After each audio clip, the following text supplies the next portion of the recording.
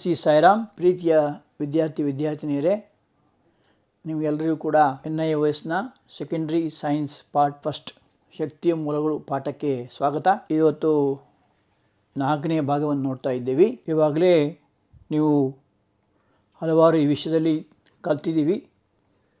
ಒಂದನೇದಾಗಿ ಶಕ್ತಿಯ ವಿವಿಧ ಮೂಲಗಳು, ಸೋರ್ಸಸ್ ಆಫ್ ಎನರ್ಜಿ. ಯಾವುದೆಲ್ಲ ಕಲ್ತಿದ್ದೀರಾ? ಸೌರಶಕ್ತಿ ಬಗ್ಗೆ ನೋಡಿದ್ದೀರಿ ಅಲ್ವಾ? ಆಮೇಲೆ ಜಲವಿದ್ಯುದಾಗರ ಬಗ್ಗೆ ನೋಡಿದ್ದೀರಲ್ಲ, ಅದನ್ನು ಇವತ್ತು ನೋಡೋಕ್ಕಿದ್ವಿ. ಜಲವಿದ್ಯುದಾಗರ ಬಗ್ಗೆ ಉಷ್ಣಶಕ್ತಿ, ಬೆಳಕಿನ ಶಕ್ತಿ, ವಿದ್ಯುತ್ ಶಕ್ತಿ ಅಂತ ಹಲವಾರು ರೀತಿ ಶಕ್ತಿಯ ಪರಿಚಯ ಮಾಡಿಕೊಂಡಿದ್ದೀವಿ. ಆಮೇಲೆ ಫಾಸಿಲ್ ಇಂಧನಗಳು ಅಂತ ಇದರಲ್ಲಿ ಮುಖ್ಯವಾಗಿ 3 ಇದೆ. ಒಂದು ಕಲ್ಲಿದ್ದಲು, ಇನ್ನೊಂದು ನೈಸರ್ಗಿಕ ಅನಿಲ, ಇನ್ನೊಂದು ಕಲ್ಲೆಣ್ಣೆ ಅಥವಾ ಪೆಟ್ರೋಲಿಯಂ ಅಂತಾರೆ.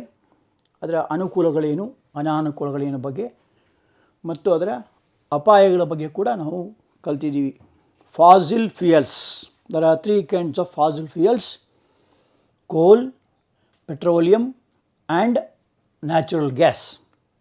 What are the advantages, disadvantages and dangers of using it? We already studied, okay. And also we are studied about atomic energy, ಪರಮಾಣು ಶಕ್ತಿ ಬಗ್ಗೆ ನೋಡಿದ್ದೀವಿ.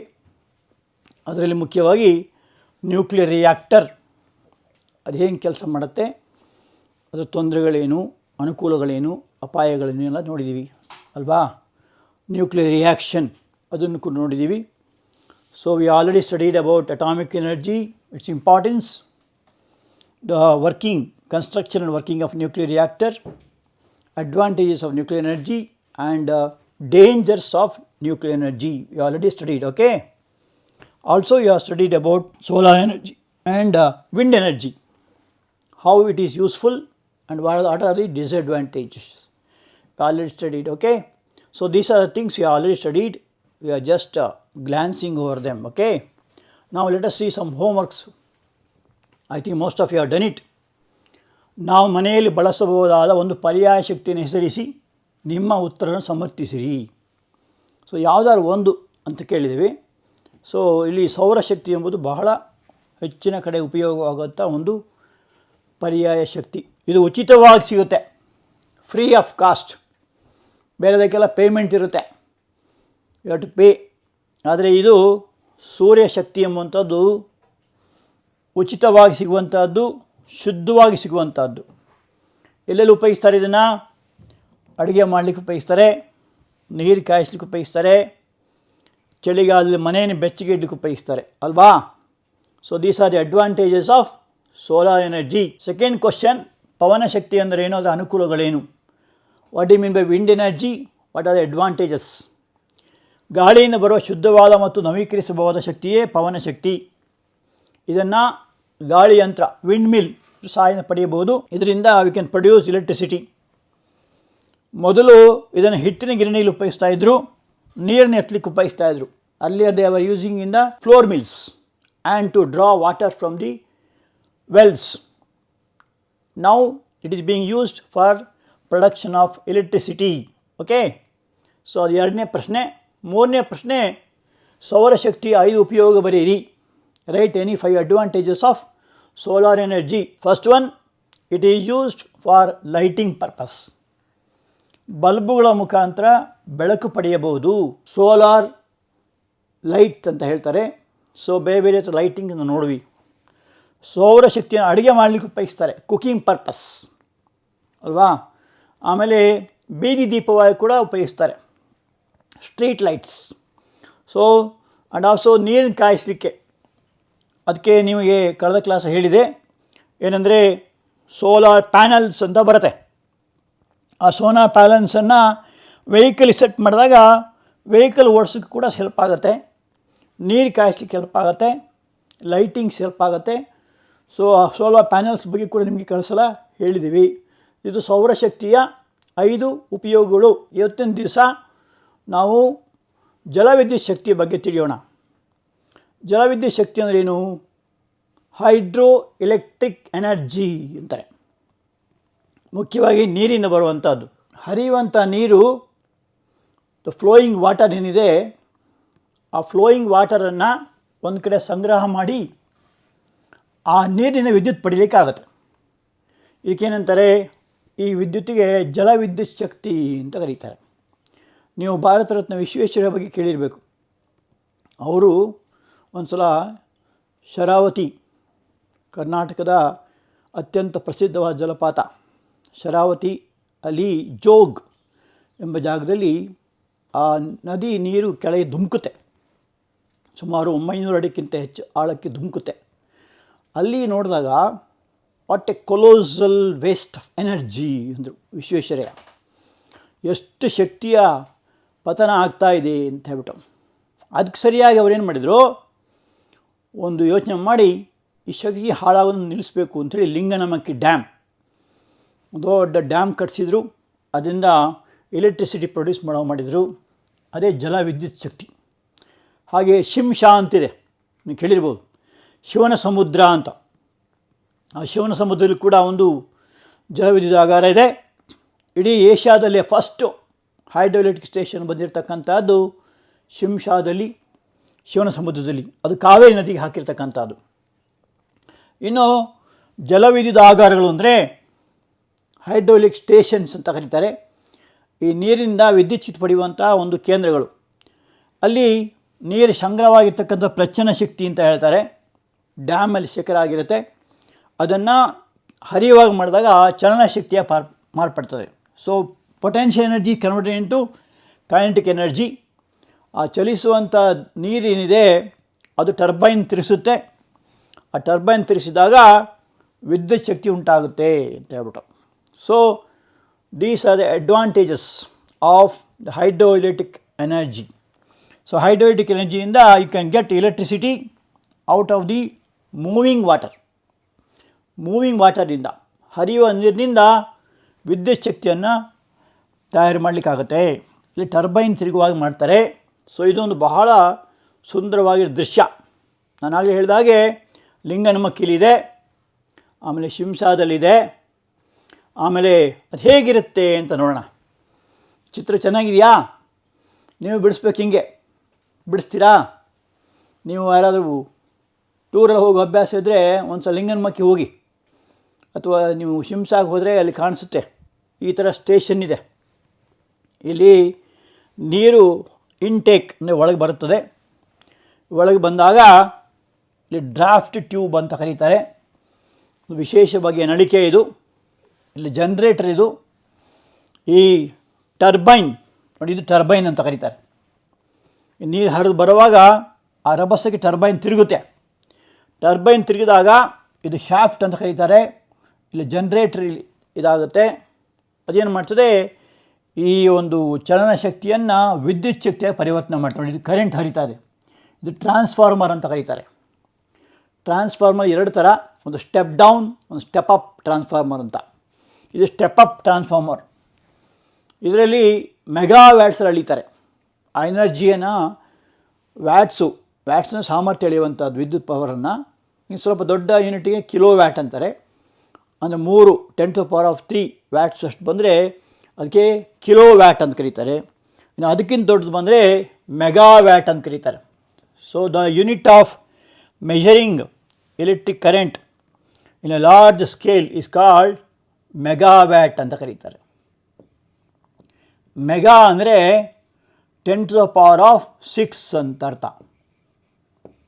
So 1 megawatt is equal to 10⁻⁶ watts ಅಥವಾ 10³ kilowatts is equal to 10⁻⁶ watts. Watts ಅಂದರೆ ಏನರ್ಥ? ಸಾಮರ್ಥ್ಯದ ಮಾನ.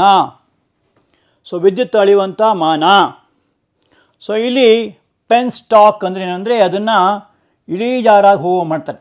ಆಗ ರಭಸ ಜಾಸ್ತಿ ಆಗುತ್ತೆ. ರಭಸ ಜಾಸ್ತಿ ಆದಾಗ ಇದು ಶಾಫ್ಟ್ ಏನಿದೆ ಜೋರಾಗಿ ತಿರುಗುತ್ತೆ. ಆಗ ಟರ್ಬೈನ್ ತಿರುಗುತ್ತೆ. ಆವಾಗ ಜನ್ರೇಟರ್ ಆಗಿ ವಿದ್ಯುತ್ ಶಕ್ತಿ ಉಂಟಾಗತ್ತೆ. ಆ ವಿದ್ಯುತ್ ಶಕ್ತಿಯನ್ನು ಟ್ರಾನ್ಸ್ಫಾರ್ಮರ್ ಅಂತ ಕರೀತಾರೆ. ವಿದ್ಯುತ್ ಪರಿವರ್ತಕ ಅಂತಾರೆ. ಹಂಗಂದ್ರೆ ಏನು ಮಾಡ್ತಾರೆ, ಅದು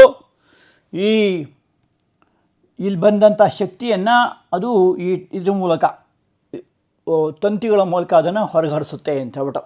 ಇದು ಸ್ಟೆಪ್ ಅಪ್ ಟ್ರಾನ್ಸ್ಫಾರ್ಮರು. ಆ ಸ್ಟೆಪ್ ಅಪ್ ಟ್ರಾನ್ಸ್ಫಾರ್ಮರಲ್ಲಿ ನೋಡಿರ್ಬೋದು ನೀವು, ದಪ್ಪನೆಯ ವೈರು ಹೋಗ್ತಿರತ್ತೆ. ಅದು ಹೋಗುವಾಗ ತುಂಬ ಸೌಂಡ್ ಕೂಡ ಆಗುತ್ತೆ ಅಲ್ವಾ. ಈಗ ಅದನ್ನು ಬೇರೆ ಬೇರೆ ರೀತಿಯ ಮಿಶ್ರಲೋಹ ಉಪಯೋಗಿಸಿ ಮಾಡಿರ್ತಾರೆ. ಅಂತೂ ಇದು ಈ ಒಂದು ಕಾರ್ಯಾಗಾರದ ಒಂದು ಚಿತ್ರ. ಇದು ಈ ಥರ ಇರ್ತದೆ, ಹೈಡ್ರೋಲಿಕ್ ಸ್ಟೇಷನ್ ಅಂತ ಹೇಳಿಬಿಟ್ಟು. ಈ ವಿದ್ಯುತ್ ಶಕ್ತಿ ನಿರಂತರವಾಗಿ ಅಲ್ಲಿ ಉಂಟಾಗುತ್ತೆ. ಆ ವಿದ್ಯುತ್ ಶಕ್ತಿಯನ್ನು ಮನೆಗಳಿಗೆ ಕಳಿಸ್ಕೊಡ್ತಾರೆ. ಮನೆಗೆ ಬಂದಾಗ ಅದಕ್ಕೆ ಸ್ಟೆಪ್ ಡೌನ್ ಟ್ರಾನ್ಸ್ಫಾರ್ಮರ್ ಅಂತ ಕರೀತಾರೆ. ಸೊ ಆ ಹೈ ಪವರ್ ಇರ್ತಕ್ಕಂಥ ಎಲೆಕ್ಟ್ರಿಸಿಟಿ ಟ್ರಾನ್ಸ್ಫಾರ್ಮರ್ ಮೂಲಕ ಬಂದು ಮನೆ ಹತ್ತಿರ ಬರುವಾಗ ಸುಮಾರು 11,000 ವ್ಯಾಟ್ಸ್ ಬರ್ತದೆ. 11,000 ವೋಲ್ಟ್ಸಿಂದ ಅದನ್ನು ಕೆಳಗೆ ಇಳಿಸಿ ಮನೆಯಲ್ಲಿ ಇರ್ತಕ್ಕಂಥ ಇದೆಲ್ಲ ಸ್ವಿಚ್ಗಳು ಅಲ್ಲಿ 220 ವೋಲ್ಟ್ ಆ ಥರ ಬರೋ ಮಾಡ್ತಾರೆ. ಸೊ ಇಲ್ಲಿ ಉಂಟಾಗುವ ವಿದ್ಯುತ್ ಶಕ್ತಿಯ ಪ್ರಮಾಣವು ಸಂಗ್ರಹವಾದ ನೀರು ಮತ್ತು ಹರಿದು ಬರುವ ನೀರಿನ ಎತ್ತರ ವ್ಯತ್ಯಾಸವನ್ನು ಅವಲಂಬಿಸಿದೆ. ಸೊ ಎತ್ತರ ಜಾಸ್ತಿ ಆದಷ್ಟು ಆ ಕೈನೆಟಿಕ್ ಎನರ್ಜಿ ಜಾಸ್ತಿ ಆಗುತ್ತೆ, ಆವಾಗ ಕರೆಂಟ್ ಜಾಸ್ತಿ ಪ್ರೊಡ್ಯೂಸ್ ಆಗುತ್ತೆ. ಎತ್ತರ ಕಡಿಮೆ ಇದ್ದಷ್ಟು ಆ ವಿದ್ಯುತ್ ಶಕ್ತಿ ಪ್ರಮಾಣ ಕಮ್ಮಿ ಆಗುತ್ತೆ. ಸೊ ಎತ್ತರ ಎಂಬುದು ಭಾಳ ಮುಖ್ಯ. ಆಮೇಲೆ ಇನ್ನೊಂದು ವಿಷಯ ನಿಮ್ಗೆ ಗೊತ್ತಿರ್ಬೋದು, ಈ ಡ್ಯಾಮ್ಸ್ ಏನು ಮಾಡ್ತಾರೆ, ಅದರ ಬುಡದಲ್ಲಿ ತುಂಬ ಅಗಲ ಮಾಡಿರ್ತಾರೆ. ಯಾಕೆ ಮಾಡಿರ್ತಾರೆ? ಅದರ ಒಂದು ಅಗಲ ಜಾಸ್ತಿ ಆದಷ್ಟು ಒತ್ತಡ ತಡ್ಕೊಳ್ತದೆ, ಇಲ್ಲರೆ ಏನಾಗ್ತದೆ ಡ್ಯಾಮ್ ಒಡೆದೋಗುತ್ತೆ ಅಲ್ವಾ. ಸೊ ಅದೊಂದು ವಿಷಯ ನಿಮ್ಗೆ ಗೊತ್ತಿರಬೇಕಾಗುತ್ತೆ. ಸೊ ಇಲ್ಲಿ ಸಂಗ್ರಹವಾದ ನೀರು ಅದಕ್ಕೇನಂತಾರೆ, ಪೊಟೆನ್ಷಿಯಲ್ ಎನರ್ಜಿ ಅಂತ ಕರೀತಾರೆ. That energy is called potential energy. ಹರಿಯುವ ನೀರು ಅದಕ್ಕೇನಂತಾರೆ, kinetic energy. So potential energy is converted into kinetic energy. ಆ ಕೈನೆಟಿಕ್ ಎನರ್ಜಿಯನ್ನು ಇಲೆಕ್ಟ್ರಿಕ್ ಎನರ್ಜಿಯಾಗಿ ಕನ್ವರ್ಟ್ ಆಗುತ್ತೆ. There is a transfer of energy. So ಏನೇನು ಉಪಯೋಗ ನೋಡೋಣ. ಒಂದನೇದಾಗಿ ಇದು ಪುನಶ್ಚೇತನಗೊಳಿಸಲಾಗುವ ಜಲಶಕ್ತಿಯ ರೂಪದಲ್ಲಿ ಸಿಗ್ತದೆ ಅಂತ ಹೇಳ್ಬಿಟ್ಟು. So here we can use this energy for all different purposes ಅಲ್ವಾ. ಉದಾಹರಣೆ ಹೇಳ್ಬೇಕಾದ್ರೆ ಖರ್ಚು ಭಾಳ ಹೆಚ್ಚಾಗಿರ್ತದೆ, ಆದರೆ ಉಪಯೋಗ ಜಾಸ್ತಿ ಇರೋದರಿಂದ ಆ ಖರ್ಚು ಅಲ್ಲಿ ಲೆಕ್ಕಕ್ಕೆ ಬರೋದಿಲ್ಲ ಅಲ್ವಾ. ಸೊ ಸಾಧಾರಣ ಖರ್ಚು ಎಕ್ಸ್ಪೆನ್ಸಸ್ ಆಲ್ಮೋಸ್ಟ್ ನಾರ್ಮಲ್, ಬಟ್ ಹೆಚ್ಚು ಉಪಯೋಗ ಆಗುತ್ತೆ. ಉದಾಹರಣೆಗೆ ನಮ್ಮ ಕರ್ನಾಟಕ ರಾಜ್ಯದಲ್ಲಿ ಹೆಚ್ಚಿನ ವಿದ್ಯುತ್ ಶಕ್ತಿ ಈ ಲಿಂಗನಮಕ್ಕಿ ಇದರಲ್ಲೇ ಬರುತ್ತೆ. ಅದಕ್ಕೆ ವಿಶ್ವೇಶ್ವರನ್ನು ನಾವು ಯಾವಾಗ ನೆನೆಸ್ಕೊಳ್ಬೇಕಾಗತ್ತೆ. ಅದರಲ್ಲೂ ಮಂಡ್ಯ ಜಿಲ್ಲೆಯವರಂತೂ ಮರೆಯುವಂಗೇ ಇಲ್ಲ. ಮಂಡ್ಯ ಜಿಲ್ಲೆ ದೇವ್ರ ಫೋಟೋ ಇಲ್ಲದೆ ಇರ್ಬೋದು ಮನೆಯಲ್ಲಿ, ಆದರೆ ವಿಶ್ವೇಶ್ವರ ಫೋಟೋ ಮಾತ್ರ ಎಲ್ಲ ಮನೇಲಿ ಇದೆ. ಯಾಕೆಂದರೆ ಬರಡು ಭೂಮಿ ಆಗಿತ್ತು, ಅಲ್ಲಿ ಏನು ನೀರೇ ಇರಲಿಲ್ಲ. ಅಂಥ ಜಾಗಕ್ಕೆ ಯಥೇಚ್ಛವಾಗಿ ನೀರನ್ನು ಬರುವಾಗ ಮಾಡಿದವರು ವಿಶ್ವೇಶ್ವರಯ್ಯನವರು. ಅಲ್ಲಿ KRS ಡ್ಯಾಮ್ ಅಂತ ನೀವು ಕೇಳಿರ್ಬೋದು. ಆ ಡ್ಯಾಮಲ್ಲಿ ಇವತ್ತು ಅದು ಒಳ್ಳೆ ನಂದನವನ ಹೋಗ್ಬಿಟ್ಟಿದೆ. ಸೊ ಈ ಥರ ಜಲವಿದ್ಯುತ್ ಶಕ್ತಿಯಿಂದ ಹಲವಾರು ಅನುಕೂಲಗಳಿವೆ. ಈಗ ಬರೀ ಒಂದು ವಿದ್ಯುತ್ ಶಕ್ತಿ ತಯಾರಿ ಮಾತ್ರ ಅಲ್ಲ, ಬೇರೆ ತಯಾರಿ ಕೂಡ ಇರುತ್ತೆ. ಸೊ ಇಲ್ಲಿ ನಿರಂತರವಾಗಿ ಪಡೀಬೋದು. ಯಾಕೆಂದರೆ ನೀರು ನಿಮ್ಗೆ ನಿರಂತರವಾಗಿ ಸಿಗುತ್ತೆ. ನಿರಂತರವಾಗಿ ನೀರು ಸಿಕ್ಕಿದಾಗ ವಿದ್ಯುತ್ ಶಕ್ತಿ ಕೂಡ ನಿರಂತರವಾಗಿ ಸಿಗ್ತದೆ ಅಂತ ಹೇಳ್ಬಿಟ್ಟು. ಆಮೇಲೆ ಇದರಲ್ಲಿ ಮಲಿನತೆ ಇರೋದಿಲ್ಲ, ಯಾವುದೇ ಅನ್ವಾಂಟೆಡ್ ಟಾಕ್ಸಿಕ್ ಗ್ಯಾಸಸ್ಸು ಪಾಯ್ಸನಸ್ ಎಲ್ಲ ಇರೋದಿಲ್ಲ. ಮತ್ತು ಶಕ್ತಿ ಪೋಲಾಗೋದಿಲ್ಲ, ವೇಸ್ಟೇಜ್ ಆಗೋದಿಲ್ಲ, ಕಂಪ್ಲೀಟಾಗಿ ಕನ್ವರ್ಟ್ ಆಗುತ್ತೆ. ಮತ್ತು ಇದಕ್ಕೆ ಯಾವುದೇ ಕೆಮಿಕಲ್ಸ್ ಹಾಕಲ್ಲ, ರಾಸಾಯನಿಕ ವಸ್ತು ಬಳಕೆ ಇಲ್ಲ. ಸೊ ಅಲ್ಲಿ ಇಂಪ್ಯೂರಿಟಿ ಇರೋದಿಲ್ಲ, ವೇಸ್ಟೇಜ್ ಆಗೋದಿಲ್ಲ, ಕೆಮಿಕಲ್ಸ್ ಯೂಸ್ ಆಗೋದಿಲ್ಲ. ಸೊ ಆದ್ದರಿಂದ it is a very pure form of energy. ಆದರೆ ಕೆಲವು ತೊಂದರೆಗಳಿದೆ, ಅನಾನುಕೂಲತೆಗಳು ಅಂದರೆ ಡಿಸ್ಅಡ್ವಾಂಟೇಜಸ್. ಏನೇನು ತೊಂದರೆ ಇದೆ ಅಂತ ನೋಡೋಣ. ನೋಡಿ, ಒಂದನೇದಾಗಿ ನೀರು ಹೆಚ್ಚು ಎತ್ತರದಿಂದ ಕೆಳಗೆ ಬರಬೇಕಾಗುತ್ತೆ. ಎತ್ತರ ಕಡಿಮೆ ಆದರೆ ಏನಾಗುತ್ತೆ, ನೀರು ರಭಸವ ಹರಿಯೋದಿಲ್ಲ. ಸೊ ನೀರು ರಭಸವ ಹರಿಬೇಕಾದ್ರೆ ಹೆಚ್ಚು ಎತ್ತರದಿಂದ ಕೆಳಗೆ ಬರಬೇಕಾಗತ್ತೆ. ಅದನ್ನು ಅಣೆಕಟ್ಟು ಮಾಡಲಿಕ್ಕೆ ಖರ್ಚು ಜಾಸ್ತಿ ಆಗುತ್ತೆ. ಡ್ಯಾಮ್ಸ್ ಕಟ್ಟಲಿಕ್ಕೆ ತುಂಬ ಎಕ್ಸ್ಪೆನ್ಸಸ್ ಆಗುತ್ತೆ. ಆದರೆ ಅದರ ಉಪಯೋಗ ಜಾಸ್ತಿ ಇರೋದರಿಂದ ಆ ಖರ್ಚನ್ನು ನಾವು ಲೆಕ್ಕ ಇಟ್ಕೊಳ್ಳೋದಿಲ್ಲ ಅಲ್ವಾ. ಸೊ ಅದರಿಂದ ಒಂದೇ ತೊಂದರೆ ಏನು ಅಂದರೆ ಹೈಟ್ ಜಾಸ್ತಿ ಇರಬೇಕು. ಎಲ್ಲೆಲ್ಲ ನಾವು ಜಲವಿದ್ಯುತ್ ವ್ಯವಹಾರ ಮಾಡ್ತೀವೋ ಅಲ್ಲಿ ಎಲ್ಲ ಹೈಟ್ ಜಾಸ್ತಿ ಇರಬೇಕು. ಎರಡನೇ ತೊಂದರೆ ಏನು ಅಂದರೆ ನಿರಂತರವಾದ ಮತ್ತು ರಭಸವಾದ ಸ್ಪೀಡ್ ಆಫ್ ವಾಟರ್ ಜಾಸ್ತಿ ಇರಬೇಕು. ಹಾಗೆ ಮತ್ತು ನಿರಂತರವಾಗಿರಬೇಕು. ಸಾಮಾನ್ಯ ಮಳೆಗಾಲದಲ್ಲಿ ಡ್ಯಾಮ್ ತುಂಬಿರ್ತದೆ, ಬೇಸಿಗೆಗಾಲ ಬರೋ ಹೊತ್ತಿಗೆ ಎಲ್ಲ ಖಾಲಿ ಆಗಿಬಿಟ್ಟಿರ್ತದೆ. ಆ ಥರ ಇರಬಾರ್ದು. ಎಲ್ಲ ಕಾಲದಲ್ಲೂ ಕೂಡ ನೀರು ಫುಲ್ಲು ಸ್ಟಾಕಲ್ಲಿರಬೇಕು ಮತ್ತು ರಭಸವಾಗಿ ಹರಿವಾಗಿ ನೋಡ್ಕೊಬೇಕು. ಆವಾಗೇನಾಗುತ್ತೆ, ವಿದ್ಯುತ್ ಶಕ್ತಿ ಕೂಡ ನಿರಂತರವಾಗಿ ಸಿಗುತ್ತೆ ಅಂತ ಹೇಳ್ಬಿಟ್ಟು. ಆದರೆ ಕೆಲವು ಕಡೆಯಲ್ಲಿ ಸಿಗೋದಿಲ್ಲ, ಆಗ ವಿದ್ಯುತ್ ಶಕ್ತಿ ಪ್ರಮಾಣ ಕಡಿಮೆ ಆಗ್ತಾ ಹೋಗುತ್ತೆ. ನೀವು ಕೇಳಿರ್ಬೋದು ಶಡೌನ್ ಅಂತ.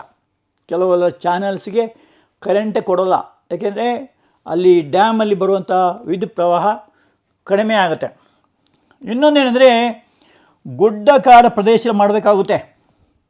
ಯಾಕೆಂದರೆ ನಾವು ಊರು ಮಧ್ಯೆ ಮಾಡಿದರೆ ಆ ಜನಗಳಿಗೆಲ್ಲ ತುಂಬ ತೊಂದರೆ ಆಗುತ್ತೆ. ಸೊ ಆಗ ಜನಗಳೇನು ಮಾಡ್ತಾರೆ, ಆ ಜಾಗ ಬಿಟ್ಟುಕೊಡ್ಲಿಕ್ಕೆ ಒಪ್ಪೋದಿಲ್ಲ. ವಾಸಯೋಗ್ಯ ಭೂಮಿ ಇದೆಯಲ್ಲ, ಅದನ್ನು ಬಿಟ್ಟುಕೊಡೋಕೆ ಒಪ್ಪಲ್ಲ ಅವರು. ನಮ್ಮ ಜಾಗ, ನಮ್ಮ ಮನೆ, ನಮ್ಮ ಜಮೀನು ಅಂತ ಇಟ್ಕೊತಾರೆ. ಸರ್ಕಾರ ಕೆಲವು ಕಂಪನ್ಸೇಷನ್ ಕೊಡುತ್ತೆ, ಆದರೂ ಕೂಡ ಅವರಿಗೆ ಸಮಾಧಾನ ಇಲ್ಲ. ಈ ಸರ್ಕಾರ ಕೊಡೋ ರೇಟನ್ನು ಒಪ್ಕೊಳ್ಳಲ್ಲ ಅವರು. ಅದಕ್ಕೇನು ಮಾಡಬೇಕಾಗ್ತದೆ, ಅಣೆಕಟ್ಟನ್ನು ವಿಶೇಷವಾಗಿ ಗುಡ್ಡ ಕಾಡು ಪ್ರದೇಶ, ಹಿಲ್ಲಿ ಸ್ಟೇಷನ್ಸಲ್ಲಿ ಮಾಡಬೇಕಾಗುತ್ತೆ.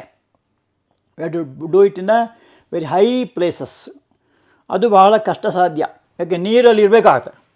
ಸೊ ಆದ್ದರಿಂದ ವ್ಯವಸಾಯ ಯೋಗ್ಯ ಭೂಮಿ, ಅಗ್ರಿಕಲ್ಚರ್ ಲ್ಯಾಂಡ್ ಅಂತ ಹೇಳ್ತಾರೆ, ಮತ್ತು ಮಾನವನ ವಾಸಯೋಗ್ಯ ಭೂಮಿ ಅದೆಲ್ಲ ಮುಳುಗೋಗುತ್ತೆ. ಎಷ್ಟೋ ಹಳ್ಳಿಗಳು ಮುಳುಗೋಗುತ್ತೆ ಇದರಿಂದಾಗಿ. ಉದಾಹರಣೆಗೆ ನೀವು ಬಾಗಲಕೋಟೆ ಹೋದರೆ ಅಲ್ಲಿ ಒಂದು ಡ್ಯಾಮ್ ಏನಿದೆ, ಲಾಲ್ ಬಹದ್ದೂರ್ ಶಾಸ್ತ್ರಿ ಡ್ಯಾಮ್ ಅಂತ ಮಾಡಿದ್ದಾರೆ. ಆ ಒಂದು ಆಲಮಟ್ಟಿ ಆ ಪ್ರದೇಶ ನೋಡಿದರೆ ಎಷ್ಟೋ ಹಳ್ಳಿಗಳು, ನೂರಾರು ಹಳ್ಳಿಗಳು ಮುಳುಗೋಗಿದ್ದಾವೆ. ಆಮೇಲೆ ಎಷ್ಟೋ ಮರಮಟ್ಟುಗಳು ಬಿದ್ದೋಗಿದ್ದಾವೆ, ಎಷ್ಟೋ ಪ್ರಾಣಿಗಳು ಪಕ್ಷಿಗಳು ಎಲ್ಲ ತೊಂದರೆ ಆಗಿದೆ. ಆದರೂ ಕೂಡ ದೊಡ್ಡದಾಗಿ ಅಲ್ಲಿ ಡ್ಯಾಮ್ ಕಟ್ಟಿದ್ದಾರೆ ಅಲ್ವಾ. ಆದ್ದರಿಂದಾಗಿ ವ್ಯವಸಾಯಕ್ಕೆ ಸ್ವಲ್ಪ ಒಳ್ಳೆಯದಂಥ ಭೂಮಿ ಎಲ್ಲ ಹೋಗುತ್ತೆ, ಜನರಿಗೆ ಉಳ್ಕೊಳ್ಳಿಕ್ಕೆ ಬೇಕಾದಂಥ ಭೂಮಿ ಕೂಡ ಹೋಗುತ್ತೆ. ಅದನ್ನೆಲ್ಲ ನಾವು ಬಿಡಬೇಕಾಗುತ್ತೆ. ಅದು ಬಿಟ್ಟರೆ ಮಾತ್ರ ನಮಗೆ ಅಲ್ಲಿ ನಾವು ಡ್ಯಾಮ್ ಕಟ್ಬೋದಾಗುತ್ತೆ. ಸೊ ಇದೊಂದು ತೊಂದರೆ ಇದೆ, ಅದರಿಂದ ಜನಗಳಿಗೆ ತೊಂದರೆ ಆಗುತ್ತೆ. ಆದರೂ ಕೂಡ ಅನಿವಾರ್ಯವಾಗಿ ಅದನ್ನು ಮಾಡಬೇಕಾಗುತ್ತೆ.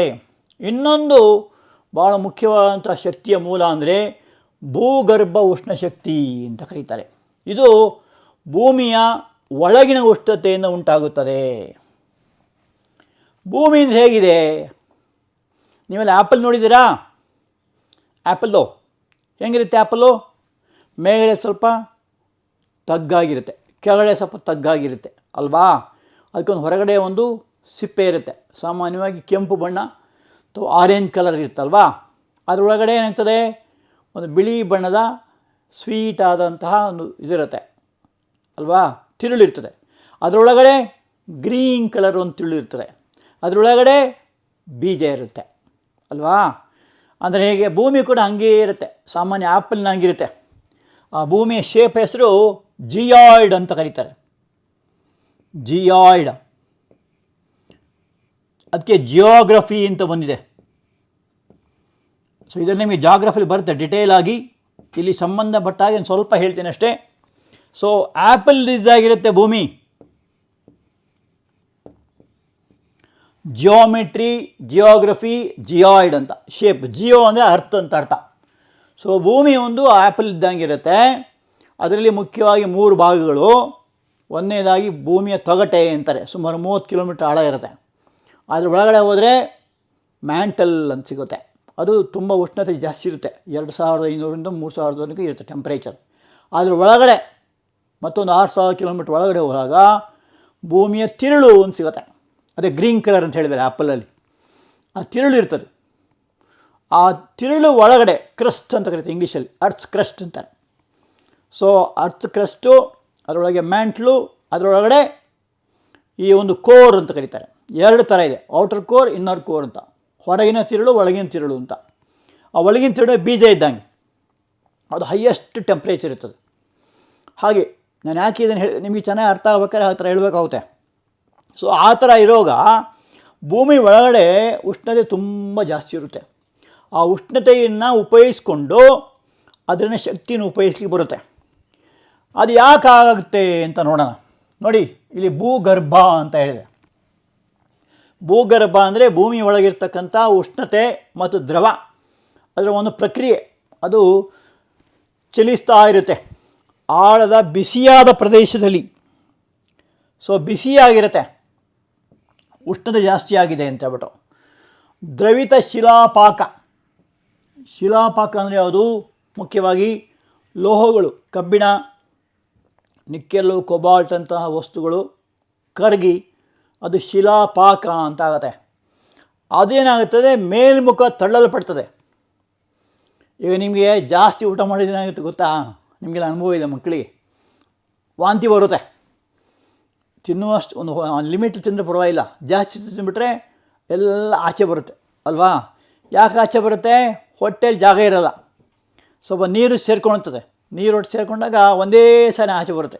ಮುಖ್ಯವಾಗಿ ಜರ್ನಿ ಮಾಡುವಾಗ ಕೆಲವರಿಗೆ ಘಾಟ್ ಸೆಕ್ಷನಲ್ಲಿ ಬರುತ್ತೆ ಕಾಮನ್ನಾಗಿ ಅಲ್ವಾ?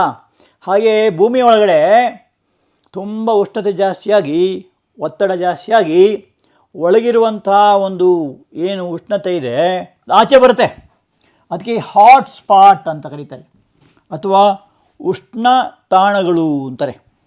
ಆ ಉಷ್ಣ ತಾಣಗಳಿಂದ ಏನಾಗ್ತದೆ, ಭೂಮಿ ಒಳಗಿರುವಂಥ ನೀರು ಉಷ್ಣತಾಣ ಸಂಪರ್ಕ ಬಂದಾಗ ಆವಿಯಾಗುತ್ತೆ, ತಕ್ಷಣ ಆವಿಯಾಗುತ್ತೆ. ಯಾಕೆಂದರೆ ಉಷ್ಣ ಜಾಸ್ತಿ ಇರೋದ್ರಿಂದ ಆ ನೀರಿಗೆಲ್ಲ ಮೇಲೆ ಬರ್ತದೆ, ಆ ಬಿಸಿನೀರು ಮೇಲೆ ಬರ್ತದೆ.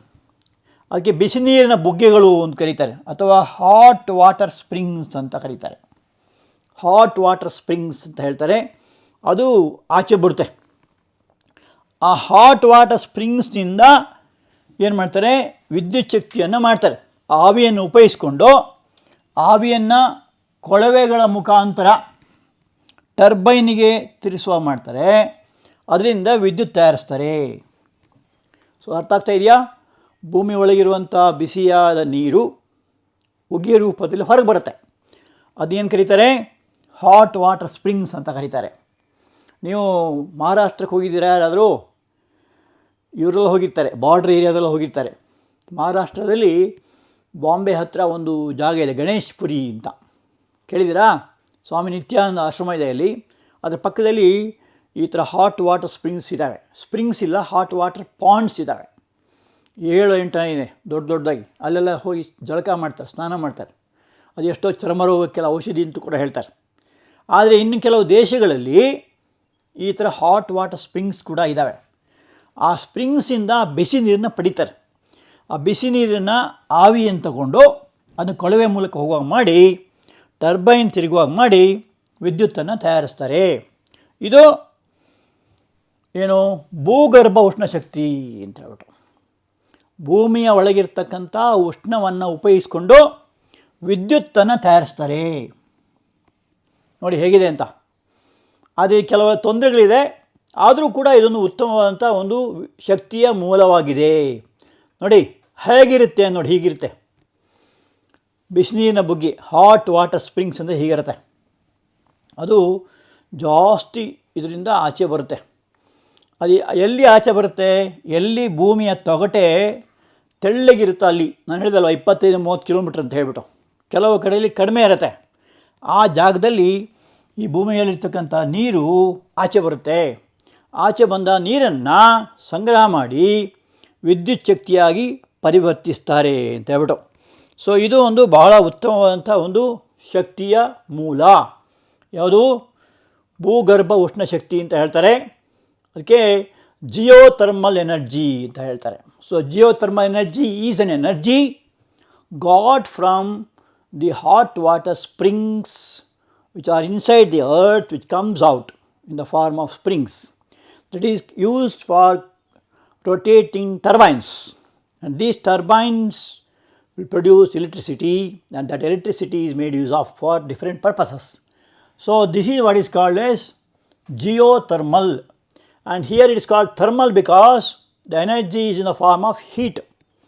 ಸೊ ಮನೆಯಲ್ಲಿ ಉಷ್ಣ ಸಂವಹನ ಕ್ರಿಯೆಯಾಗಿ ಇದು ಹೆಚ್ಚಾಗಿ ನ್ಯೂಜಿಲ್ಯಾಂಡ್ ಅಂತ ಒಂದು ದೇಶ ಇದೆ, ಕೇಳಿದ್ದೀರಾ? ನ್ಯೂಜಿಲ್ಯಾಂಡ್ ದೇಶ, ಇಟಲಿ ದೇಶ, ಅಮೇರಿಕಾದಲ್ಲೆಲ್ಲ ಇದೆ ಈ ಹಾಟ್ ವಾಟರ್ ಸ್ಪ್ರಿಂಗ್. ನೀವೇನಾದರೂ ನ್ಯೂಜಿಲ್ಯಾಂಡಿಗೆ ಹೋದರೆ ಮರೀದೆ ನೋಡ್ರಿ. ನ್ಯೂಜಿಲ್ಯಾಂಡ್ ಕ್ಯಾಪಿಟಲ್ ಯಾವುದು? ಎಸ್.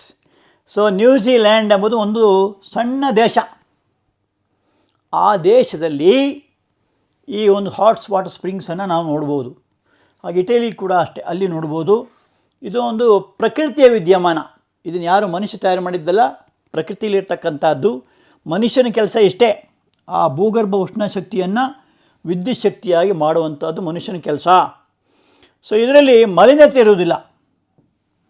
ಭೂಮಿಯಿಂದ ಬರೋದ್ರಿಂದ, ಸ್ವಾಭಾವಿಕವಾಗಿರೋದ್ರಿಂದ ಮಲಿನತೆ ಇರುವುದಿಲ್ಲ. ಮತ್ತು ಇದರಲ್ಲಿ ಯಾವುದೇ ರೀತಿಯ ವಿಷ ಅನಿಲ ಉಂಟಾಗುವುದಿಲ್ಲ. ಸೊ ಅಪಾಯಕಾರಿಯಾದ ಉಪ ಉತ್ಪನ್ನ ಉಂಟಾಗುವುದಿಲ್ಲ. ಉದಾಹರಣೆ ಪರಮಾಣು ಶಕ್ತಿ ಆದರೆ ಕೆಲವು ಅಪಾಯಕಾರಿಯಾದಂಥ ವಿಕಿರಣಗಳು ಬರ್ತವೆ. ಇಲ್ಲಿ ಆ ಥರದ್ದು ಏನೂ ಇಲ್ಲ. ಭೂಮಿಯಿಂದ ಸಹಜವಾಗಿ ಮೇಲೆ ಬರೋದ್ರಿಂದ ಯಾವುದೇ ರೀತಿ ತೊಂದರೆಗಳಲ್ಲಿ ಉಂಟಾಗುವುದಿಲ್ಲ ಅಂತ ಹೇಳ್ಬಿಟ್ಟು. ಸೊ ನಮ್ಮ ದೇಶದಲ್ಲಿ ಹೆಚ್ಚಾಗಿ ಅದಿಲ್ಲ, ಆದರೂ ಕೂಡ ನಾವು ಅದನ್ನು ನೋಡ್ಬೋದು. ಮತ್ತು ದಿನದ 24 ಗಂಟೆ ಕಾಲವೂ ಬರ್ತದೆ ಇದು. ಅದಕ್ಕೆ ಟೈಮ್ ಲಿಮಿಟ್ ಅಂತಿಲ್ಲ. ಈಗ ಭೂಮಿಯಲ್ಲಿ ಅಷ್ಟು ಉಷ್ಣತೆ ಇರುತ್ತೆ, ಸುಮಾರು 6,500 ಡಿಗ್ರಿ ಸೆಲ್ಸಿಯಸ್ನಷ್ಟು ಉಷ್ಣತೆ ಇರುತ್ತೆ. ಆ ಉಷ್ಣತೆ ಇದ್ದದ್ದು ಆಚೆ ಬರುವಾಗ ನಿರಂತರವಾಗಿ ಬರ್ತಾ ಇರುತ್ತೆ. ಆ ಕರೆಂಟು ಅಲ್ಲ, ಒಂದು ಉಷ್ಣತೆ ನೀರು ಬರ್ತಾ ಇರುತ್ತೆ.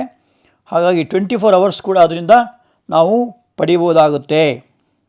ಸೊ ಇದು ಕೆಲವು ಅಡ್ವಾಂಟೇಜಸ್, ಜಿಯೋಥರ್ಮಲ್ ಎನರ್ಜಿಯ ಅಡ್ವಾಂಟೇಜಸ್. ಹಾಗೆ ಕೆಲವು ಇನ್ನೊಂದು ಅಂದರೆ ಭಾಳ ಚೀಪ್ ಆಗುತ್ತೆ.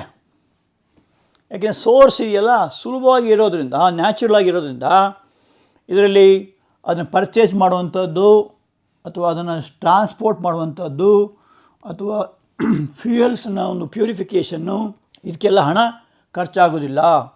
ಚೀಪ್ ಆ್ಯಂಡ್ ಬೆಸ್ಟಾಗಿ ಹೆಚ್ಚಾಗಿ ಸಿಗುತ್ತೆ. ಸೊ ಇದು ಒಂದು ಇನ್ನೊಂದು ಅಡ್ವಾಂಟೇಜ್. ಈ ಕೆಲವು ಇದಕ್ಕೆಲ್ಲ ತುಂಬ ಖರ್ಚಾಗುತ್ತೆ. ಆಗ ತಾನು ಹೇಳಿದಂಥ ಹೈಡ್ರೋ ಎಲೆಕ್ಟ್ರಿಕ್ ಎನರ್ಜಿ ಇದೆಯಲ್ಲ, ಇದಕ್ಕೆ ತುಂಬ ಖರ್ಚಾಗುತ್ತೆ. ಡ್ಯಾಮ್ ಕಟ್ಟಬೇಕು, ಟರ್ಬೈನ್ಸ್ ಹಾಕಬೇಕು, ಎಲೆಕ್ಟ್ರಿಕ್ ಜನರೇಟ್ ಸ್ಟೇಷನ್ ಮಾಡಬೇಕು, ಅದನ್ನು ಸಾಗಾಣಿಕೆ ಮಾಡಬೇಕು, ಎಲ್ಲ ತುಂಬ ಖರ್ಚಾಗುತ್ತೆ. ಇಲ್ಲೇ ಎಲ್ಲ ಬಹಳ ಚೀಪ್ ಆ್ಯಂಡ್ ಬೆಸ್ಟಾಗಿ ಆಗುತ್ತೆ. ಯಾಕೆಂದರೆ ಎಲ್ಲವೂ ಕೂಡ ಭೂಮಿಯಲ್ಲಿ ಸಿಗೋದ್ರಿಂದ ಅದನ್ನು ಭಾಳ ಸುಲಭವಾಗಿ ಪಡೆಯಬಹುದಾಗುತ್ತೆ. ಇದೊಂದು ಶುದ್ಧವಾಗಿರ್ತಕ್ಕಂಥ ಒಂದು ಶಕ್ತಿಯ ಮೂಲ, ಅತಿ ಕಡಿಮೆ ಖರ್ಚಿಲಾಗುವಂಥ ಶಕ್ತಿಯ ಮೂಲ, ನವೀಕರಿಸಬಲ್ಲ ಶಕ್ತಿಯ ಮೂಲ. ನಿರಂತರವಾಗಿ ಬರ್ತಾ ಇರುತ್ತೆ ಭೂಮಿ ಒಳಗಿಂದ. ಅದಕ್ಕೇನು ಹೆಚ್ಚು ಕಷ್ಟಪಡಬೇಕಾಗಿಲ್ಲ. ಹಾಗಾಗಿ ಶುದ್ಧವಾಗಿ ಸಿಗುತ್ತೆ.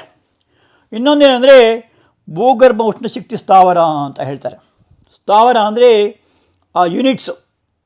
ಸೊ ಜಿಯೋಥರ್ಮಲ್ ಸ್ಟೇಷನ್ಸ್ ಅಂತ ಇಂಗ್ಲೀಷಲ್ಲಿ ಹೇಳ್ತಾರೆ. ಅದು ಸಾಮಾನ್ಯ ಚಿಕ್ಕದಾಗಿರುತ್ತೆ. ಸೊ ಪರಿಸರದ ಹಾನಿ ಇಲ್ಲ. ಈಗ ನೀವು ಹೈಡ್ರೋ ಎಲೆಕ್ಟ್ರಿಕ್ ಸ್ಟೇಷನ್ ಆದರೆ ಸಾವಿರಾರು ಮನೆಗಳು ಹೋಗ್ತವೆ, ಹಳ್ಳಿಗಳು ಹೋಗ್ತವೆ, ಪ್ರಾಣಿ ಪಕ್ಷಿ ಎಲ್ಲ ತೊಂದರೆ ಆಗುತ್ತೆ ಅಲ್ವಾ. ಇಲ್ಲಿ ಆ ಥರ ಇಲ್ಲ, ಸ್ವಲ್ಪ ಜಾಗದಲ್ಲೇ ಇದನ್ನು ನಾವು ಮಾಡ್ಬೋದಾಗತ್ತೆ. ಸೊ ಜಾಗ ಚಿಕ್ಕದಾಗಿರುತ್ತೆ. ಆಮೇಲೆ ಪರಿಸರ ಮೇಲೆ ಯಾವುದೇ ರೀತಿಯ ಪಾಯ್ಸನಸ್ ಗ್ಯಾಸಸ್ಸು ಏನು ಬರೋದಿಲ್ಲ. ಹಾಗಾಗಿ ಅದು ಅನುಕೂಲ ಇರುತ್ತೆ ಅಂತ ಹೇಳ್ಬಿಟ್ಟು. ಸೊ ಆಮೇಲೆ ಕೆಲವು ತೊಂದರೆಗಳಿದೆ ಅದರಿಂದ, ಲಿಮಿಟೇಷನ್ಸ್ ಅಂತ ಹೇಳ್ತಾರೆ.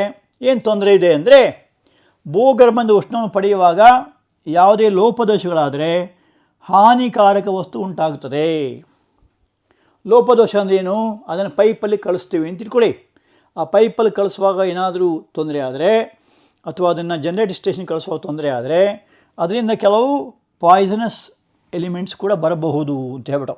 ಎರಡನೇದು, ಕೊರೆಯುವಾಗ, ಭೂಮಿಯನ್ನು ಕೊರೆಯುವಾಗ ಅವೈಜ್ಞಾನಿಕವಾಗಿ ಕೊರೆದಾಗ ವಿಷಯುಕ್ತವಾದ ಹಾನಿಕಾರಕ ಅನಿಲಗಳು ಬರ್ತದೆ ಅಂತ ಹೇಳ್ಬಿಟ್ಟು. ಅಂದರೆ ನೋಡಿ, ಇದೊಂದು ದೊಡ್ಡ ಚಾಲೆಂಜು.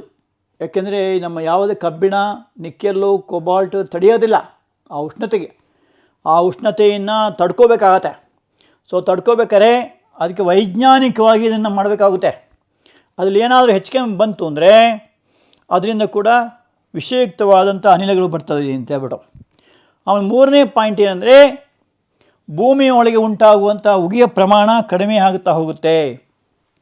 ಸೊ ನಿರಂತರವಾಗಿ ಉಗಿ ಹೊರಗೆ ಬರ್ತಾ ಬರ್ತಾ ಬರ್ತಾ ಸ್ವಲ್ಪ ವ್ಯತ್ಯಾಸ ಆಗ್ತದೆ. ಕಂಟಿನ್ಯೂಸ್ ಆಗಿ ಒಂದೇ ಥರ ಸಿಗೋದಿಲ್ಲ. ಹಾಗಾಗಿ ಸ್ವಲ್ಪ ವ್ಯತ್ಯಾಸ ಆಗುತ್ತೆ. ಆದ್ದರಿಂದ ಅದನ್ನು ಕೂಡ ನಾವು ತಿಳ್ಕೊಬೇಕಾಗತ್ತೆ. ಈಗ ಮನೆ ಕೆಲಸ ನೋಡೋಣ, ಹೋಮ್ವರ್ಕ್. 1ನೇ ಕ್ವಶನ್ನು, ನಮ್ಮ ರಾಜ್ಯದಲ್ಲಿರುವ ಜಲವಿದ್ಯುತ್ ಯೋಜನೆಯ ಕೆಲವು ಸ್ಥಳಗಳನ್ನು ಹೆಸರಿಸಿ. Hydro electric stations, name some of the hydro electric stations of Karnataka. Second one, ಜಲವಿದ್ಯುತ್ ಯೋಜನೆಗಳಿಂದ ಆಗುವ ಅನುಕೂಲಗಳೇನು?